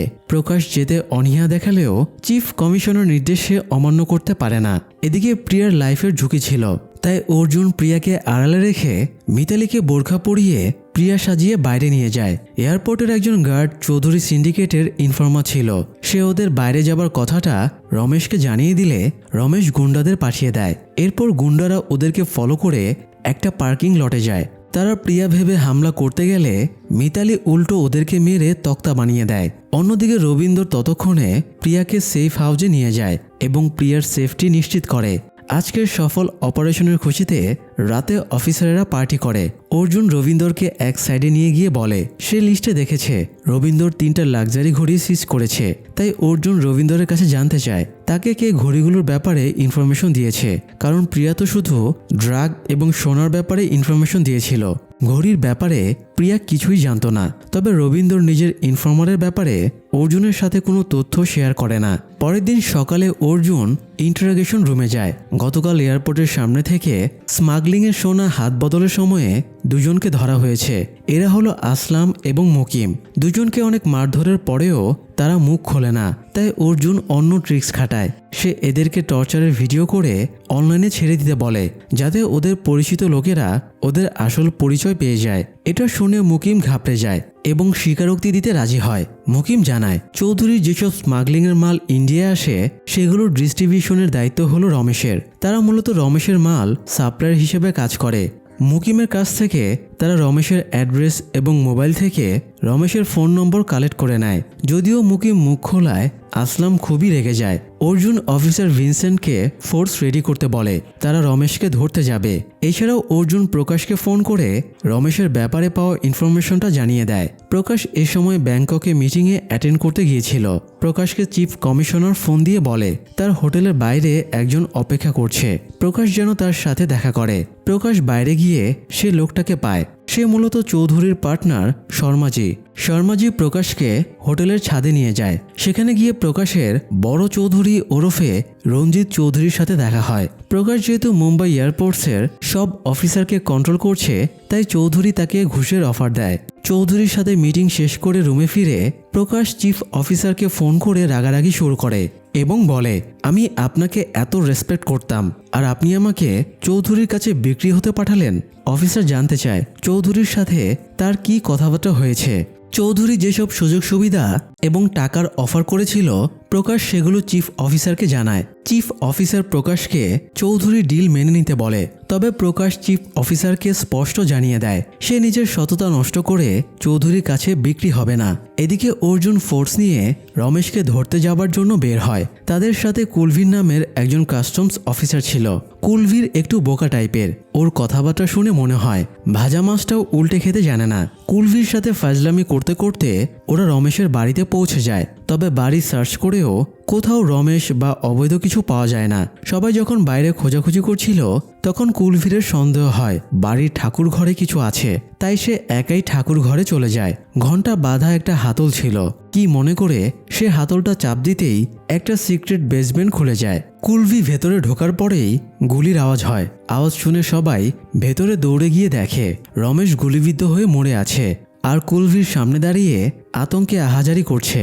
কুলভির জানায় সে গুলি করেনি, রমেশই তাকে গুলি করতে চাইছিল, তাই নিজেকে বাঁচাতে সে হাতাহাতি শুরু করে। এতে আচমকা গুলিটা রমেশের গায়ে লেগে যায়। ইনকোয়ারি করতে এসে সাসপেক্ট মারা গেছে, ব্যাপারটা নিয়ে অনেক বড় প্রেশার আসবে। কিন্তু এদিকে আবার আরো বড় ঝামেলা হয়ে যায়। ইন্টারোগেশন রুমে দুজনকে তো তারা রেখে এসেছিল। চৌধুরী সিন্ডিকেটের যে গার্ড ইনফর্মারের কাজ করে, সে ভেতরে গিয়ে আসলামকে ফোন ধরিয়ে দেয়। ফোনের ওপাশ থেকে তাকে কোনো একটা ইনস্ট্রাকশন দেওয়া হয়। তখন আচমকা আসলাম মুকিমকে দেয়ালের সাথে মাথাটা ঠেসে দিয়ে মেরে ফেলে, আর তার হত্যার পুরো দোষ কাস্টমস অফিসারদের ওপরে চাপিয়ে দিয়ে আহাজারি করে বলে মুকিমকে টর্চার করে অফিসারেরা মেরে ফেলেছে। ফলে একই সাথে দুইটা আনএক্সপেক্টেড ঘটনা ঘটায় কাস্টমস অফিসাররা বেকায়দায় পড়ে যায়। পরের দিন সকালে প্রকাশ ব্যাংকক থেকে ফিরে আসে এবং সবাইকে বকাঝকা করে। এত বড় ইস্যু সামলানো মোটেও সহজ কাজ না। প্রকাশ কুলভীরের কাছ থেকে রমেশের মৃত্যুর এক্সপ্লেন শোনে। এরপরে বাইরে এসে অর্জুনকে বলে কুলভীরকে অ্যারেস্ট করা হবে এবং ওর বিরুদ্ধে তদন্ত হবে। তবে অর্জুন রিকোয়েস্ট করে যেভাবে হোক কুলভীরকে প্রোটেক্ট করতে হবে। প্রকাশ জানায় সে চেষ্টা করবে। চিফ কমিশনার প্রকাশকে ডেকেছিল, তাই সে দেখা করতে যায়। চিফ কমিশনার অর্জুন সহ সবার সাসপেনশন লেটার ধরিয়ে দিয়ে সবাইকে সাসপেন্ড করতে বলে। তবে প্রকাশ দৃঢ়ভাবে বলে তার একজন অফিসারকেও সাসপেন্ড করা যাবে না। সে আপাতত ওদেরকে তাদের আগের কর্মস্থানে ট্রান্সফার করছে। চিফ কমিশনার চাইলে ইন্টারনাল ইনকোয়ারি করতে পারে। ইনকোয়ারি শেষ হতে অন্তত 6 মাস সময় লাগবে। এই 6 মাসের ভেতরেই প্রকাশ চৌধুরী সিন্ডিকেট শেষ করে দেবে। চিফ কমিশনার প্রকাশকে বলে চৌধুরীর সাথে পাঙ্গা নিয়ে তুমি পারবে না। ও অলরেডি মুকিমকে হত্যা করিয়ে আসলামকে জামিনে বের করে নিয়ে গেছে। চৌধুরীর পাওয়ার অনেক, আবার রমেশও যেহেতু মরে গেছে, তাই চৌধুরীর বিরুদ্ধে আর কোনো এভিডেন্সই থাকলো না। প্রকাশ বলে সে ব্যাপারটা সামলে নেবে। এরপরে প্রকাশ চিফ কমিশনারকে ব্ল্যাকমেল করে বলে সে যদি একজন অফিসারকেও সাসপেন্ড করে তাহলে ব্যাংককের ঘটনাটা সে এক্সপোজ করে দেবে। এটা শুনে চিফ কমিশনার ঘাবড়ে যায় এবং সাসপেনশন লেটারটা ছিঁড়ে ফেলে। এদিকে চৌধুরী তার লোকেদের সাথে ভিডিও কনফারেন্স করে এবং আলোচনা করে তারা নেক্সট টাইম কিভাবে স্মাগলিং করবে। সুরেশ চৌধুরীকে একটা ডিফারেন্ট টাইপের আইডিয়া দেয়। এরপরে চৌধুরী অর্জুনকে ফোন করে। অর্জুন প্রথমেই হকচকিয়ে যায় আসলেই চৌধুরী তাকে ফোন করেছে কিনা। তো চৌধুরী জানায় আগামীকাল তার 2 জন লোক সুশীল এবং রাথোর 25 কেজি সোনা নিয়ে মুম্বাই এয়ারপোর্টে নামবে। অর্জুন যেন ওদেরকে না আটকায়। অর্জুন তাচ্ছিল্য করে বলে আমি তোমার কথা কেন মানতে যাব। চৌধুরী উত্তরে বলে মানবে কিনা সেটা সময় বলে দেবে। তো চৌধুরী তার প্ল্যান অনুযায়ী কাজ শুরু করে দেয়। মিতালির একটা বাচ্চা মেয়ে আছে। মিতালি মেয়েকে স্কুল থেকে নিয়ে ফিরছিল। রাস্তায় 2 জন বাইকে এসে বাচ্চাটার মুখে মরিচ গলা পানি মারে আর থ্রেট দিয়ে বলে পরের বার মরিচ গলার পানির বদলে অ্যাসিড মারবে। এদিকে সকালে রবীন্দ্র জগিং করছিল। এ সময় 2টো গুন্ডা তাকে ঘিরে ধরে। এরপরে তাকে ব্ল্যাঙ্ক ফায়ার করে থ্রেট দেয় পরের বার গুলি মিস যাবে না। এছাড়া বাকি অফিসারদেরকেও নানানভাবে জীবননাশের এবং তাদের ফ্যামিলির ক্ষতি করার হুমকি দেওয়া হয়। সবাই আতঙ্কিত হয়ে অফিসে এসে এক জায়গায় হয়। সেখানে প্রকাশও উপস্থিত ছিল। অর্জুন সবাইকে চৌধুরীর কল রেকর্ডটা শোনায়। এরপরে তারা সিদ্ধান্ত নেয় আজকে যেহেতু সবার মানসিক অবস্থা খারাপ, তারা প্রিপেয়ার্ড না, এই জন্য আজ তারা চৌধুরীর মাল ছেড়ে দেবে। তো নির্ধারিত সময়ে বিমান ল্যান্ড করে। চৌধুরীর লোকেরা সোনাভর্তি ব্যাগ নিয়ে সব অফিসারদেরকে তাচ্ছিল্য করতে করতে বেরিয়ে যাচ্ছিল। তারা নিরুপায় হয়ে শুধু চেয়ে চেয়ে দেখছিল। তবে শেষ পর্যন্ত ওদের ফাজলামি রবীন্দ্র সহ্য করতে পারে না। সে ছুটে গিয়ে দুজনকেই বেদম মার শুরু করে। এক পর্যায়ে অর্জুনও এগিয়ে গিয়ে সঙ্গ দেয়। রবীন্দ্র দুজনকেই অ্যারেস্ট করে আর সব সোনা সিজ করে নেয়। অবশ্য রবীন্দ্রের এই বাহাদুরি দেখে সবাই তাকে বাহবা দেয়। তবে অর্জুন রবীন্দ্রের ওপরে খুশি ছিল না। তার মতে আজকে ঝামেলা না করলেও চলতো। রাতে রবীন্দ্র আপসেট হয়ে ড্রিঙ্ক করছিল আর কাঁদছিল।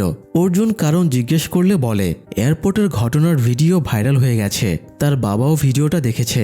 ভিডিও দেখার পরে বাবা ফোন দিয়ে তাকে 1 নম্বরের বলদ বলেছে। নিজের বাবাও সৎ জীবনযাপন পছন্দ করছে না। এ সময় সেখানে প্রকাশ চলে আসে এবং সে রবীন্দ্রকে প্রশংসা করে তাকে মোটিভেট করে। এরপরে অর্জুন প্রকাশকে বাড়িতে নামিয়ে দিয়ে চলে যায়। প্রকাশ সিঁড়ি বেয়ে ওঠার সময় দেখে তার প্রাক্তন মীনাক্ষী বসে আছে। মীনাক্ষী তার ভুল বুঝতে পেরে রবীন্দ্রের লাইফে ব্যাক করতে চায়। সে রবীন্দ্রকে বলে যেদিন রবীন্দ্র তাকে ক্ষমা করবে সেদিন সে ফিরে আসবে। এই বলে সে চলে যায়। এদিকে অর্জুনকে চৌধুরী ফোন দিয়ে বলে তার লোকেরা রবীন্দ্রকে টার্গেট করেছে। অর্জুন রবীন্দ্রকে অ্যালার্ট করার জন্য ফোন করে, কিন্তু তার আগেই কলিং বেল বেজে ওঠে। রবীন্দ্র ভাবে হয়তো মীনাক্ষী ফিরে এসেছে, তাই সে দরজা খুলে দেয়। আর তখনই কয়েকজন সশস্ত্র গুন্ডা তাকে অ্যাটাক করে। রবীন্দ্র অনেকক্ষণ ওদের সাথে ফাইট করে সার্ভাইভের চেষ্টা করে, কিন্তু শেষ পর্যন্ত মাথায় আঘাত করে তাকে কাবু করে দেয় এবং গুলি করে মেরে ফেলে। অর্জুন যতক্ষণে রবীন্দ্রের বাড়িতে পৌঁছায় ততক্ষণে রবীন্দ্র মরে গিয়েছিল। এরপরে পুলিশ এবং কাস্টমস অফিসাররা আসে। পুলিশের কাছে রবীন্দ্র বাড়ির সার্চ ওয়ারেন্ট ছিল। তারা বাড়ি সার্চ করে কিচেন থেকে 50 লাখ টাকার একটা ব্যাগ উদ্ধার করে। প্রকাশ আর অর্জুন কানাকানি করে রবীন্দ্রকে পুরোপুরি ফাঁসানো হয়েছে। সবাই রবীন্দ্রের মৃত্যুতে আপসেট ছিল, তবে অর্জুন খেয়াল করে কুলভীরের মুখে হাসি। কুলভীর ফোনে কারোর সাথে কথা বলে বের হচ্ছিল, তখন সে কুলভীরের বাইকে উঠে বসে। এরপরে তার কাছে লিফট চেয়ে তাকে থানায় এনে মারতে শুরু করে। ভেতরে থানার অফিসারের সামনে গিয়ে অর্জুন কুলভীরকে জিজ্ঞেস করে রমেশকে কে মেরেছে। উপায় না থাকায় কুলভীর স্বীকার করে রমেশের বাড়িতে রেইডের আগে তার কাছে শর্মাজির ফোন এসেছিল। রমেশ কোথায় লুকিয়ে আছে এটা তাকে জানানো হয়। সেই সাথে বলা হয় সে যদি রমেশকে গুলি করে মেরে ফেলে তাহলে তাকে 1 কোটি টাকা দেওয়া হবে।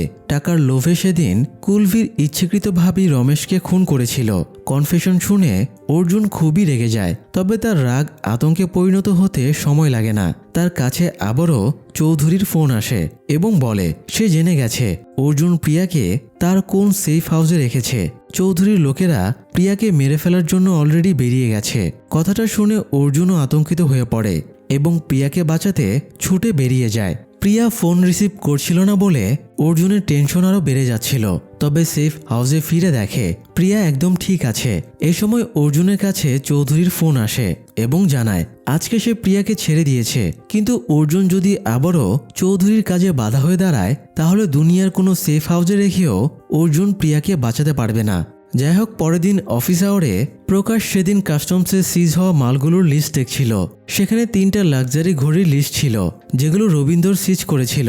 লিস্টে রবীন্দ্রের ইনফরমারের নাম লেখা ছিল না, তাই প্রকাশ অর্জুনকে ডেকে রবীন্দ্রের ইনফরমারের নাম জিজ্ঞেস করে এবং জানতে চায় ইনফরমার এখনও চৌধুরীর গ্যাংয়ে কাজ করে কিনা। অর্জুনের খেয়াল হয় রবীন্দ্রকে সে ইনফরমারের ব্যাপারে জিজ্ঞেস করেছিল, তবে রবীন্দ্র তাকে কোনো তথ্য দেয়নি। তাই অর্জুনও প্রকাশকে কোনো ইনফরমেশন দিতে পারে না। অর্জুন জানায় এই ঘড়িগুলোর মূল্য অন্তত 50 কোটি টাকা। তাই যে ইনফরমার ঘড়ির ইনফরমেশন দিয়েছিল সে সরকার থেকে অনেক টাকার পুরস্কার পাবে। অর্জুন খোঁজ নেবে বলে বেরিয়ে যায়। রাতে অর্জুন একা একা বসে ড্রিঙ্ক করছিল, তখন মীনাক্ষী তার কাছে আসে এবং বলে রবীন্দ্রের ইনফরমারের নাম সুপারিনটেন্ডেন্ট অফিসার শ্রীকান্ত সাক্সেনা। রবীন্দ্র আর মীনাক্ষীর যখন রিলেশন ছিল তখন রবীন্দ্র সব কথা মীনাক্ষীর সাথে শেয়ার করত। সে একবার মীনাক্ষীকে বলেছিল যদি আমার কিছু হয়ে যায় তাহলে তুমি অর্জুনকে আমার ইনফরমারের নামটা বলে দেবে। তো অর্জুন শ্রীকান্তের অ্যাড্রেস কালেক্ট করে যাতে তার সাথে দেখা করা যায়। এদিকে পরপর 2 বার এয়ারপোর্টে সোনা ধরা পড়ায় চৌধুরীর ক্লায়েন্ট আরবাব তাকে সৌদিতে ডেকে পাঠায়।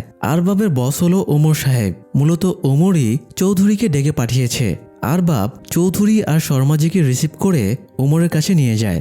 আসার পথে ইভেন এখানে আসার পরেও চৌধুরীর মোবাইলে অনবরত কারো কল আসছিল, তাই সে ওমরের অনুমতি নিয়ে সাইডে গিয়ে ফোনটা রিসিভ করে। ফোনের ওপাশ থেকে চৌধুরীকে ইনফরমেশন দেওয়া হয় প্রিয়া বাদেও চৌধুরীর গ্যাংয়ে এমন কেউ আছে যে ইনফরমেশন লিক করছে।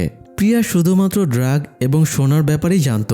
ঘড়ি এবং লাক্সারি ব্যাগের ব্যাপারে অন্য কেউ কাস্টমসকে ইনফরমেশন দিয়েছিল। হয়তো সেই ইনফরমার এখনও চৌধুরীর গ্যাংই রয়েছে। চৌধুরীকে ফোন করে এই ইনফরমেশনগুলো কে দিল জানেন? এতক্ষণ আমরা যাকে সবচেয়ে সৎ কাস্টমস অফিসার ভাবছিলাম সেই এসি প্রকাশ। কথায় আছে না, টাকা সব কিনতে পারে। প্রকাশ যেদিন ব্যাংককে চৌধুরীর সাথে মিটিং করেছিল সেদিনই সে বিক্রি হয়ে গেছে। চৌধুরী সব স্মাগলিংয়ের প্রোডাক্টের ওপরে প্রকাশ 20% কমিশন খাওয়ার ডিল করেছিল। আসলে চৌধুরীর ব্যবসার পার্সেন্টেজ খাওয়ার প্ল্যান প্রকাশ অনেক আগেই করে রেখেছিল। তবে এমনি তো আর চৌধুরীর মতো লোক তাকে কমিশন দেবে না। তাই প্রকাশ মুম্বাই এয়ারপোর্টে জয়েনের পরে সৎ থাকার ভান ধরে সবার কাছে ভালো সাজে। এরপরে সৎ অফিসারদের এখানে পোস্টিং করায় যাতে সে চৌধুরীর বড় ধরনের ক্ষতি করে নিজের সক্ষমতার প্রমাণ দিতে পারে। কাস্টমস 1200 কোটি টাকার স্মাগলিং ধরার পরে প্রকাশের সামনে সেই সুযোগটা চলে আসে। তো 20% ডিল কমপ্লিটের পরে প্রকাশ ভরসা দিয়েছিল সে সৎ অফিসারদের আবারও ট্রান্সফার করিয়ে দেবে। তখন পুরো এয়ারপোর্ট চৌধুরীর জন্য ফ্রি হয়ে যাবে।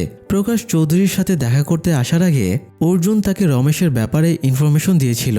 প্রকাশ সেই ইনফরমেশনটা চৌধুরীকে পাস করে এবং বলে রমেশ ধরা পড়লে চৌধুরীর জন্য সমস্যা বেড়ে যাবে। তাই প্রকাশ সাজেশন দেয় তাদের একজন কাস্টমস অফিসার কুলভীর ভদ্র কিন্তু লোভী, তাই তাকে 1 কোটি টাকা অফার করে রমেশকে মেরে ফেলার পরামর্শ দেয়। চৌধুরীও প্রকাশের সাজেশন মতোই কুলভীরকে দিয়ে রমেশকে সরিয়ে দেয়। মানে সেদিনের পর থেকে যা কিছু ঘটেছে সবকিছুর মাস্টারমাইন্ড প্রকাশ। তো প্রকাশের কাছে ভরসা পেয়ে চৌধুরী একটু নিশ্চিন্ত হয়। তবে ওমর সাহেব চৌধুরীকে আর ভরসা করতে পারছিল না। চৌধুরী ওমরকে গ্যারান্টি দেয় তাদের নেক্সট চালান কোনোভাবেই ধরা পড়বে না। চৌধুরীর কনফিডেন্স দেখে ওমর সাহেব আরেক চালান সোনা পাঠাতে রাজি হয়ে যায়। চৌধুরী এবং শর্মাজি ফিরে এসে আন্না, রাহুল এবং সুরেশের সাথে দেখা করে। তারা ইনস্ট্রাকশন দেয় আগামী 48 ঘন্টার ভেতরে সোনার একটি চালান ইন্ডিয়ায় পাঠাতে হবে। অ্যাক্সিডেন্ট করে 40 জন ইন্ডিয়ান ট্যুরিস্ট মারা গেছে, ওদের লাশ ইন্ডিয়ায় পাঠানো হবে। তাই তারা লাশের সাথে সোনাগুলো পাঠিয়ে দেবে। তবে সুরেশ দ্বিমত করে বলে সোনার পরিমাণ অনেক বেশি, তাই লাশের সাথে পাঠানো রিস্কি। এর চেয়ে বরং কফিনের ভেতরে করে পাঠানোটা বেটার হবে। মানে ওরা কার্গোতে করে ইন্ডিয়ায় আমদানিকৃত কফিনের ভেতরে সোনার বারগুলো পাঠিয়ে দেবে। সুরেশের আইডিয়া চৌধুরীর পছন্দ হয়।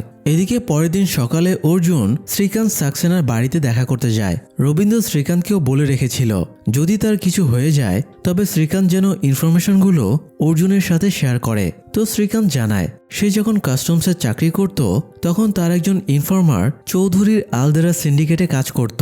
শ্রীকান্তের সেই ইনফর্মার এখনও সেখানেই চাকরি করছে। কিছুদিন আগে লাক্সারি ঘড়ির ইনফরমেশন শ্রীকান্ত সেই ইনফর্মারের কাছ থেকেই পেয়েছিল।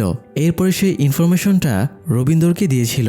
এটা শুনে অর্জুনের খেয়াল হয় গতদিন এসি প্রকাশ তার কাছে রবীন্দ্রের ইনফর্মারের নাম জানতে চেয়েছিল। এবার অর্জুন বুঝতে পারে শ্রীকান্তি ঘড়ির ইনফরমেশনটা রবীন্দ্রকে পাস করেছিল। তো তারা কথাবার্তা বলছিল।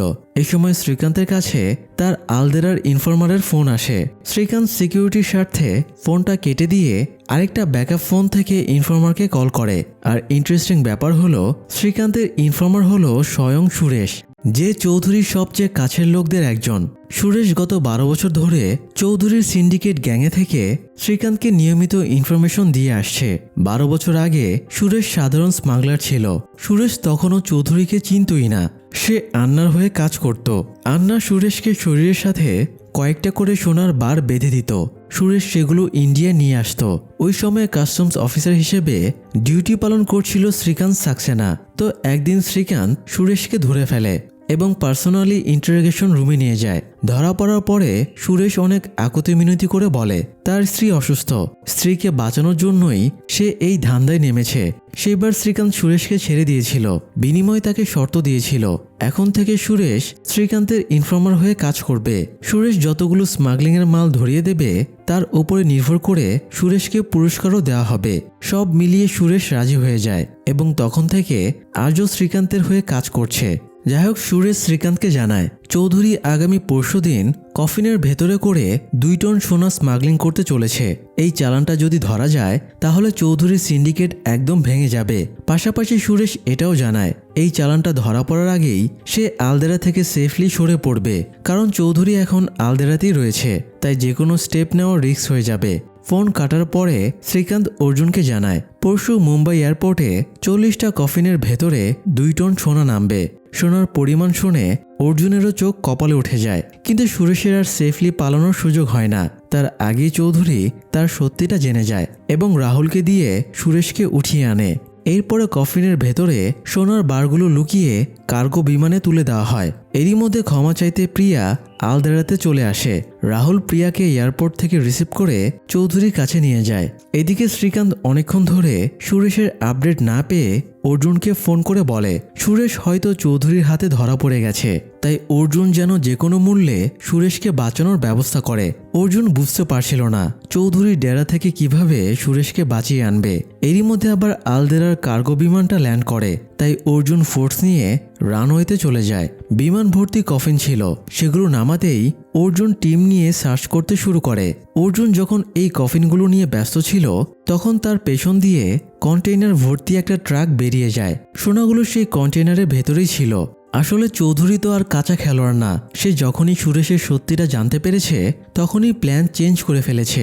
তাদের যে ফ্লাইটে সোনা পাঠানোর কথা ছিল তার 2 ঘন্টা আগের একটা ফ্লাইটে সে ফার্নিচারের ভেতরে করে সোনাগুলো পাঠিয়ে দিয়েছে। তাই অর্জুন এখানে নকল কফিনগুলো সার্চ করতে ব্যস্ত ছিল। তখন আসল সোনাগুলো ওয়্যারহাউস 2-তে পৌঁছে যায়। কোনো ঝামেলা ছাড়াই যাতে সোনাগুলো ট্রান্সপোর্ট করে নেওয়া যায় এই জন্য সেখানে এসি প্রকাশ চলে আসে। সে নিজে মনিটরিং করে সোনাগুলো পাস করিয়ে নেবার ব্যবস্থা করে। অন্যদিকে রাহুল প্রিয়াকে চৌধুরীর কাছে নিয়ে গেলে প্রিয়া চৌধুরীকে ধন্যবাদ জানায়, কারণ চৌধুরী প্রিয়াকে প্রাণ ভিক্ষা দিয়েছে। তবে প্রিয়াকে ক্ষমা করে দেবার বিনিময়ে চৌধুরী তাকে একটা শর্ত দিয়েছিল, সেটা হলো অর্জুনকে চৌধুরীর হয়ে কাজ করতে রাজি করানো। প্রিয়া জানায় অর্জুনকে ম্যানেজ করা অসম্ভব, তবে এর বদলে প্রিয়া চৌধুরীকে অন্য একটা ফেভার করবে। সুরেশ এতদিন ধরে কাকে ইনফরমেশন পাঠাতো সেটা চৌধুরী এখনো জানতে পারেনি। প্রিয়া বলে সে এই নামটা জেনে নিতে পারবে, তবে চৌধুরী বলে এই সামান্য কাজের জন্য প্রিয়ার হেল্পের প্রয়োজন নেই। এরপরে সুরেশকে তাদের সামনে আনা হয়। প্রচুর টর্চারের পরেও সুরেশ 2 শব্দটাও করে না। প্রিয়াও সুরেশের কাছে এসে তাকে বোঝানোর চেষ্টা করে যদি সে ক্লায়েন্টের নামটা বলে দেয় তাহলে তাকে ছেড়ে দেওয়া হবে, তবুও সুরেশ মুখ খোলে না। এদিকে কফিনগুলোতে কিছু না থাকায় অর্জুনের সন্দেহ হয়। তার খেয়াল হয় ফ্লাইটের 12 ঘন্টা আগে সুরেশ ধরা পড়েছে, তাই কোনো বুদ্ধিমান লোক নিশ্চয়ই সোর্স ধরা পড়ার পরেও সেম প্ল্যানে কাজ করবে না। অর্জুন নোটিস করে কাছেই আরেকটা কার্গো বিমান দাঁড়িয়ে আছে। সে একজন স্টাফকে জিজ্ঞেস করে এই বিমানটা কখন ল্যান্ড করেছে এবং বিমানের মালামালগুলো কই। স্টাফ জানায় 2 ঘন্টা আগে বিমানটা আলদেরা থেকে এসে এখানে ল্যান্ড করেছে, আর বিমানের মালামালগুলো ওয়্যারহাউস 2-তে নিয়ে যাওয়া হয়েছে।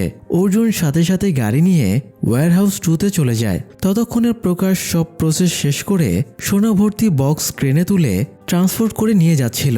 তখন সেখানে অর্জুন পৌঁছে যায়। অর্জুন চেক করতে চাইলে প্রকাশ বাধা দিয়ে বলে এটা ডিপ্লোম্যাটিক কার্গো, তাদের এখানে সার্চ করার অধিকার নেই। তবুও অর্জুন জোর করে ক্রেন থেকে বক্সটা ফেলে দেয় এবং বক্স ভেঙে সমস্ত সোনা বেরিয়ে আসে।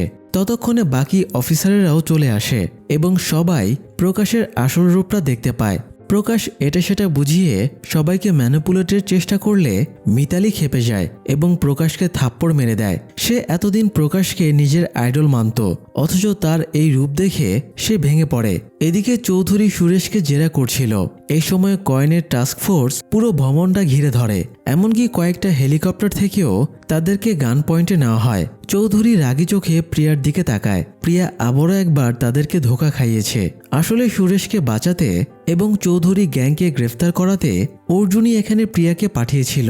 প্রিয়া যখন এয়ারপোর্টের চেকিং পার হচ্ছিল তখন গোবিন্দ লুকিয়ে প্রিয়াকে একটা আংটি দেয়। এই আংটিতে ট্র্যাকিং ডিভাইস ছিল, ফলে ট্র্যাক করে টাস্ক ফোর্স এখানে চলে এসেছে।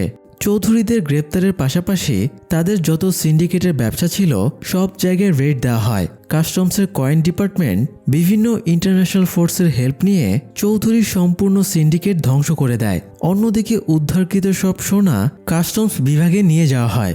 অর্জুন এবং তার টিমের সততার জন্য ইন্ডিয়ার সবচেয়ে বড় স্মাগলিং সিন্ডিকেট ধ্বংস হয়ে যাওয়ায় সবাই তাদের প্রশংসায় পঞ্চমুখ হয়ে যায়। সেই সাথে কয়েকজন সৎ কাস্টমস অফিসারের গল্পও এখানেই শেষ হয়ে যায়। দর্শক, এই সিরিজ থেকে একটা জিনিস স্পষ্ট, কাস্টমসের দুর্নীতি যদি বন্ধ করা যায় তাহলে দেশের চিত্রই বদলে দেওয়া সম্ভব। আমাদের কাস্টমস অফিসারদের কাছে অনুরোধ, আপনারা সৎ, দায়িত্বশীল এবং নিষ্ঠার সাথে ডিউটি করে একটা সুন্দর দেশ বিনির্মাণে সাহায্য করুন। আজ এই পর্যন্তই, আবার ফিরে আসবো নতুন আয়োজনে। ততক্ষণ ভালো থাকুন, দেশকে ভালোবাসুন। ধন্যবাদ।